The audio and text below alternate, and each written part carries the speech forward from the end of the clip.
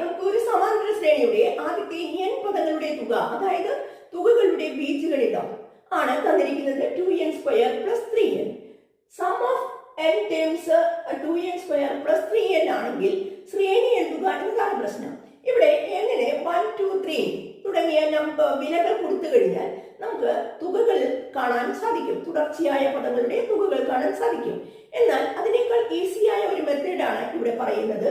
ഇതിലെ first term കിട്ടുന്നതിന്, ശ്രേണിയുടെ ആദ്യ പദം കിട്ടുന്നതിന് n²ന്റെ കോയിഫിഷ്യന്റ് 2, n²ന്റെ ഗുണകം, n²ന്റെ അടുത്തുള്ള ഈ സംഖ്യ പ്ലസ് n-ന്റെ കോയിഫിഷ്യന്റ് അതായത് 3, ഇത് തമ്മിൽ കൂട്ടിയാൽ നമുക്ക് ആദ്യ പദം ഫസ്റ്റ് ടേം കിട്ടും, അതായത് 5.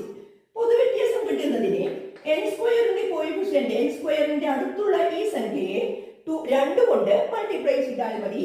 അതായത് 2 times of coefficient of n², അതായത് 2 × 2 = 4. ഇനി നമുക്ക് ശ്രേണി എഴുതാം.